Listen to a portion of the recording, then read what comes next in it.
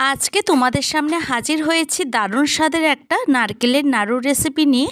এটা তোমরা সকলেই জানো, তবে সঠিক পরিমাপ সহ যদি করা যায় তাহলে কিন্তু নাড়ুগুলি একদমই যেমন নরম হবে না, তেমনি মুখে দিলে মিলিয়ে যাবে। এইভাবে একবার নাড়ু তোমরা তৈরি করে দেখতে পারো।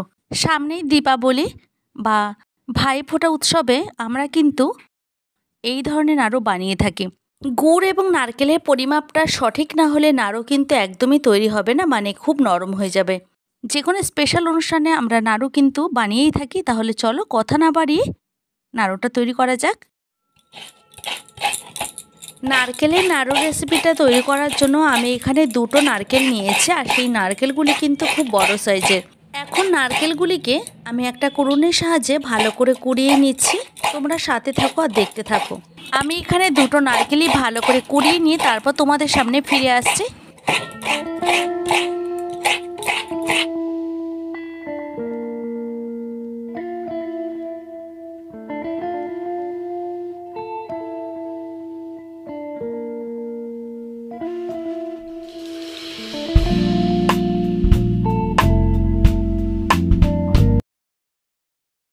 আমার এখানে দুটো নারকেলই খুব ভালো মতো কোড়ানো হয়ে গেছে। এই যে দেখো, দুটো নারকেল দিয়ে আমার এই পরিমাণ নারকেল হয়েছে।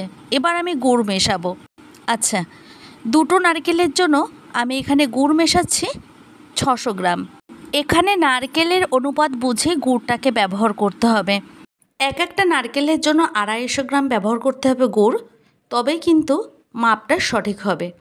আমি যেই পদ্ধতিতে নাড়ুগুলি তৈরি করেছি, প্রত্যেকটা নাড়ু কিন্তু অসম্ভব সুন্দর হয়েছে, খেতেও কিন্তু খুব মজাদার হয়।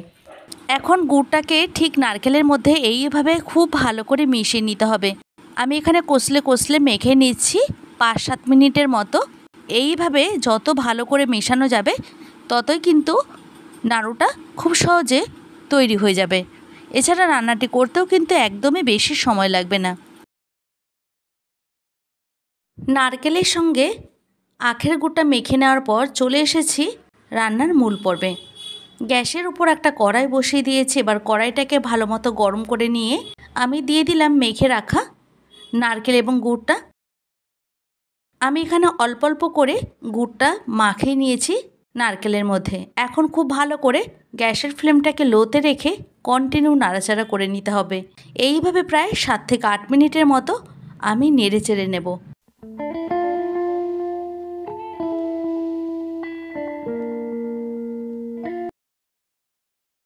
আবারও প্রায় 8 থেকে 9 মিনিট পর ফিরে এসে আমি এইভাবে কন্টিনিউ নাড়াচাড়া করে নিচ্ছি। এটা কিন্তু গ্যাসের ফ্লেমে রেখে কন্টিনিউ নাড়াচাড়া করে নিতে হবে, না হলে নিচে থেকে লেগে যেতে পারে।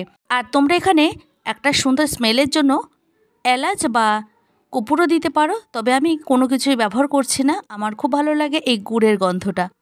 এখানে আরও প্রায় 8 থেকে 10 মিনিটের মতো লো ফ্লেমে আমি খুব ভালো করে নাড়াচাড়া করে নিচ্ছি।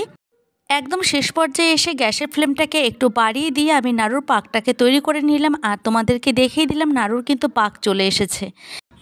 এখন গ্যাসের ফ্লেমটাকে অফ করে দিয়ে একটা থালার মধ্যে মিশ্রণটিকে ঢেলে নিচ্ছি। হাতে তেল বা ঘি একটু লাগিয়ে নিয়ে নাড়ুটা পাকালে হাতে কিন্তু তাপটা লাগে না। এই পর্যায়ে আমি অল্প অল্প করে মিশ্রণ হাতের মধ্যে নিয়ে ঠিক এইভাবে ঠেসে ঠেসে মেখে নিচ্ছি, যেই রকম করে আমরা নাড়ু পাকাই। দেখতেই পেলে খুব সহজে আমি কিভাবে নাড়ুর রেসিপিটা তৈরি করে নিলাম। এখানে কিন্তু মাপটা একদম সঠিক হয়েছে, তাই নাড়ুগুলি প্রত্যেকটাই ভীষণ সুন্দর হয়েছে। যে কোনো উৎসবমুখর দিনে বা আনন্দ অনুষ্ঠানে আমরা নাড়ু বানিয়ে থাকি। একবার এই পদ্ধতি অনুসারে মানে মাপটা সঠিক রেখে একবার আমার মতো করে তৈরি করে দেখতে পারো। আশা করি তোমাদের প্রত্যেকের নাড়ু কিন্তু ভীষণ সুন্দর হবে, কথা দিচ্ছি।